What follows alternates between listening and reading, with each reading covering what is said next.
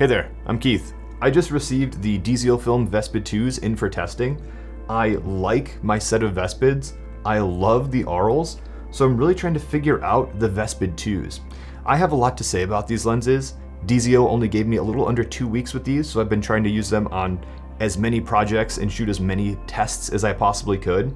And I have another video deep diving into the Vespid 2s with charts and color tests and like more boring lens review stuff. But for this video, I want to focus on the look of these lenses and compare them to the Vespid 1s and the Arles. After hearing your feedback from my other lens comparison videos, this video will have side-by-sides. To achieve that, I made my own Pixis 12K by bolting two 6Ks together with cheese plates. I'm not sure that's exactly how this works, but I wanted to use these lenses how I would shoot something. I shot this in 6K open gate on the Pixis, and I upscaled it to 8K for YouTube. I'll touch on that a little bit more in a second. But the only editing was a color space transform from Film Gen 5 to 709A. Let's get into the tests. A little more background on these tests. I'm using the 77mm Polar Pro VND on the Vespid 1 and the 82mm Polar Pro VND with a step-up ring on the Vespid 2. So the color cast between the Vespids should be pretty minimal since they're using the same filter. If there is some color cast, it should be consistent between the two Vespids. The Arles is using an 86mm Nisi True Color VND, so there may be less color shifting on the Arles than the Vespids, but the Vespids should be the same. I prefer the Nisis, but I bought these Polar Pro VNDs years ago and I'm still using them until I can switch over to the Nisi True Colors. I shot color chip charts without any filters for my bigger review later, so I'll expand more on that without any filter color cast here, but I just want to give you a heads up here. Editor Keith here. I'm actually going to include the color chips for the Vespid 1, 2, and Arles at the end of this video, so we can really get an idea of how these are looking without the VND color cast getting introduced. These tests were shot in 6K open gate, and I'm going to upscale this to 8K for YouTube, so you can watch me miss focus in 8K. But the weird part about 6K is that if I upload 6K to YouTube, it will downscale it to 4K since they don't have a 6K resolution option. So this is fake 8K, but I'd rather have fake 8K that I can control and resolve and upload as is, than have fake 6K footage that I uploaded to YouTube and they just downscaled using some method that I don't know. So to keep the quality the best I could, I just made fake 8K. Let me know how you guys like this. This is a bit of a test here. Another note about these Vespid 2s, DZO told me these are the only set of lenses in the US right now, and I think these were the set that was at NAB in Cinegear this year because I stopped by the DZO booth in Vegas at NAB this year, and their set didn't have the eye lens data technology in each of the lenses, and I tested these lenses with the PL mount Pixis, and these don't have the lens data either. So I think these are like optically the final design of the lens, but these do not have any of the lens data included. Taking a quick break to thank today's video sponsor, Motion Array. Motion Array has tons of high quality video templates, footage, photos, music, sound effects, and more that you can use in your personal and commercial projects. Motion Array has thousands of different assets and they break it down so it's easy to find exactly what you're looking for. They have motion graphic overlays, loops, animations, transitions, and more to help add interest to your videos. They also have a selection of different LUT packs that you can choose from to help color grade your image. They're broken into different LUT packs with different looks. You can test out a few different looks until you find the one you're looking for. There are video templates to help you save time making titles, infographics, logos, logo reveals, and transitions. You can also sort by video template for your editor like Resolve, Premiere, After Effects, and Final Cut. They have collections of stock footage that actually looks good and clips from the same collection, so you can use multiple clips from the same scene. Motion Array also has an automated tool to help automatically clear copyright issues, so you could remove the headache of copyright claims. To try Motion Array, you can sign up for a free account to access a small amount of free assets, or you can subscribe to the monthly or yearly plan to get access to their entire library that you can use in your personal and commercial works. Motion Array is offering my viewers a discount if you use the link in my description.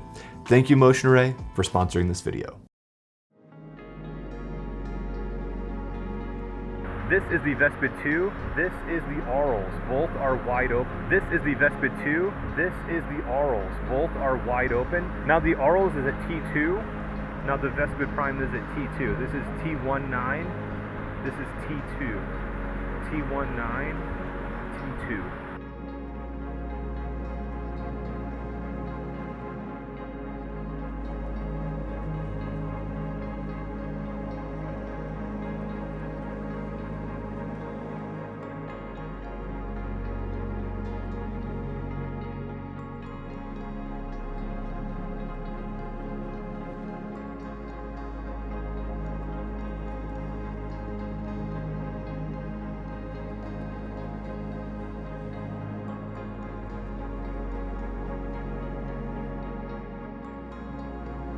Oh, you're good. I'm just Oh yeah, there you go. Love it. Yeah, I'm testing a couple different lenses out. I got tired of swapping lenses, so I just bolted 2 cameras together. Oh, it's 2 cameras. Yeah. What lenses are these? This is Arles 40. We are at.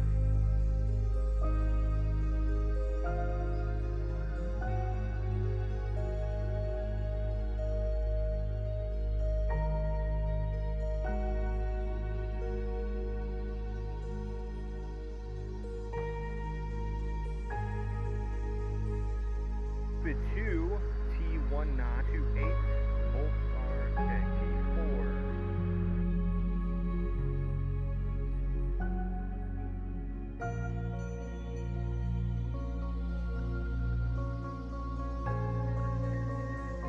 Okay, Vespid 2 is at T28.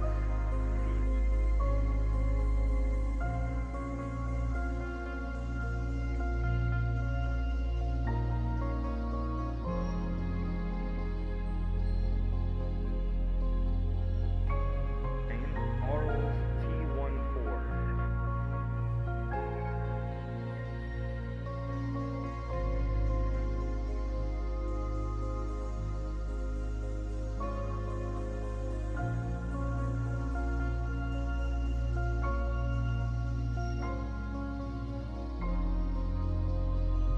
Yeah, I've been reading this book for 3 years.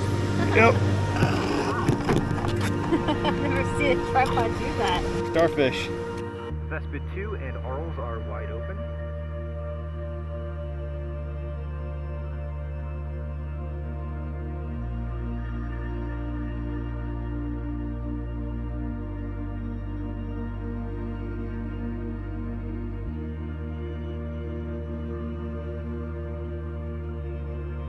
Both are wide open, T21 and T19.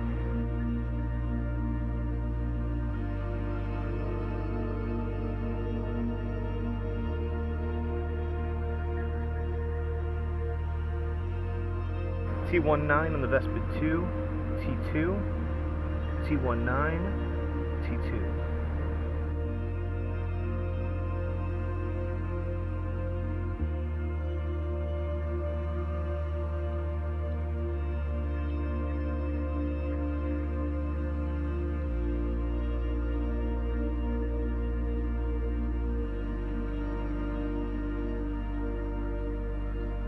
T2 on the Vespid 2, T19, T2, T19.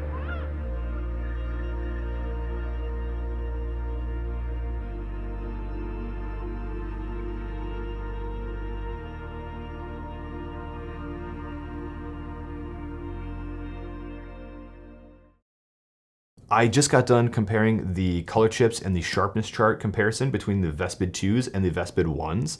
There's some interesting things happening here. Again, I was using VNDs for these tests, so also just to like properly judge the color cast without any VNDs on the front of the lens, let's jump into those.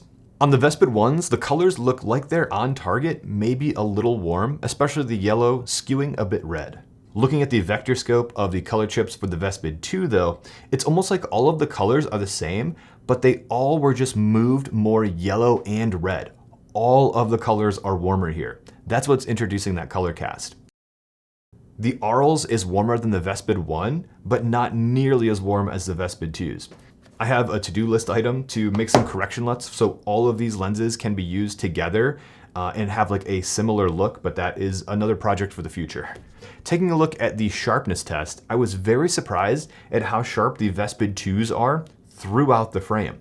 The Vespid 2s are sharper wide open at T19 at the edges of the frame than the Vespid is at T28. The Vespid 2s also seem like they have a little bit less distortion than the Vespid 1s, but I need to do a little bit more testing here. Re-recording this outro because I just had to take a peek at the charts. Initial impressions of these test shots on the Vespid 2s.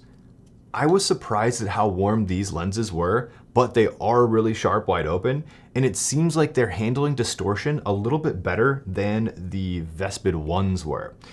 That being said, I need to do more testing with these and like pixel peep them on the computer to really like say more before I judge and like say something wrong.